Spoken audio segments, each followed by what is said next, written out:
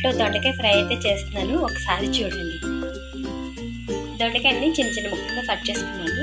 అలాగే ఇందులో వెల్లుల్లిపాయలు, కరివేపాకు, పచ్చిమిరపకాయలు, అలాగే తాలింపు దినుసులు. ఓకే, సరే ఎలా తయారు చేసుకోవాలో చూద్దాం. ఇప్పుడు స్టవ్ వెలిగించుకుందాం ఫస్ట్. తర్వాత బాండి పెట్టేద్దాం. బాండి హీట్ ఎక్కగానే తగినంత ఆయిల్ వేసుకుందాం. ఓకేనా, చూడండి ఇప్పుడు తగినంత ఆయిల్ వేసుకుందాం. ఇప్పుడైతే నూనె కాగిపోయింది. ఇప్పుడు తాలింపులు వేసుకుందాం.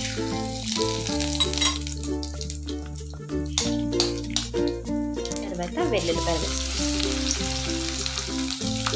నేను వెల్లుల్లిపాయలు ఎక్కువే వేస్తాను, ఎందుకంటే హెల్త్ కూడా మంచిది కదా, అందుకని. కరివేపాకు, ఇంకా పచ్చిమిర్చి. ఇవి ఇలా ఫ్రై వేసుకోండి. ఎందుకంటే వెల్లుల్లిపాయలు ఎక్కువ వేసుకున్నాను, కొంచెం చాలు.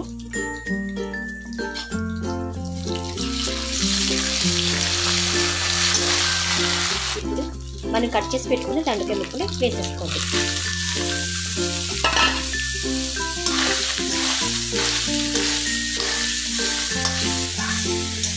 నేను బాక్సుల కోసం అమ్ముతున్నాను. ఇప్పుడు ఇది మార్నింగే.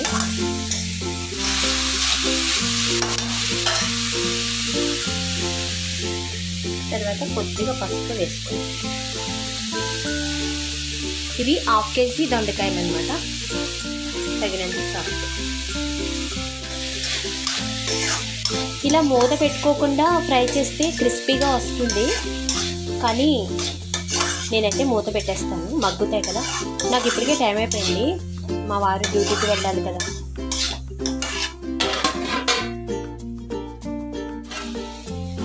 ఒక్కసారి కలుపుకోండి, కొంచెం టైం పడుతుంది.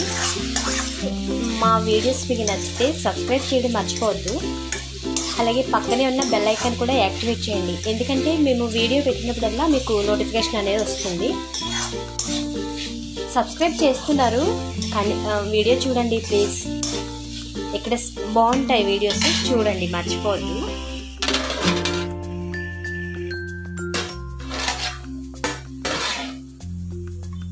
దొండకాయలు ఆల్మోస్ట్ కుక్ అయిపోయినాయండి. ఇప్పుడు మనం ఇందులో కొద్దిగా ధనియాల పొడి,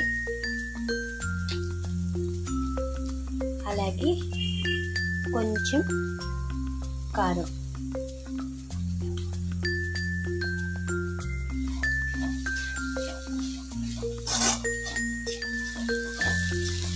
ఇలా కలుపుకున్న తర్వాత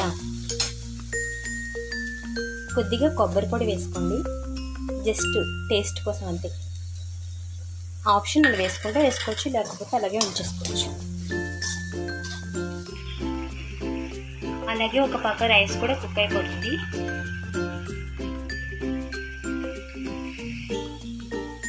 చూడండి దొండకాయ ఫ్రై అయితే రెడీ అయిపోయింది. ఇప్పుడు కొత్తిమీరతో గార్నిష్ చేసుకుంటే డిష్ అవుట్ చేసేసుకోవచ్చు. కానీ నా దగ్గర కొత్తిమీర లేదండి, అందుకే నేను కొత్తిమీర వేయలేదు. ఓకేనా,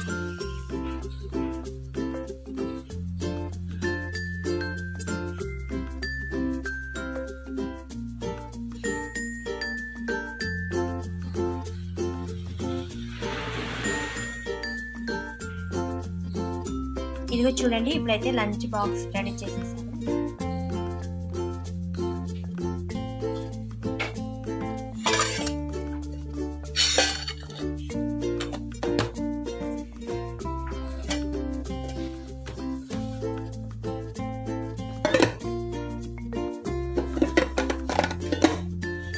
జస్ట్ ఇలా కాదు, చూడండి మా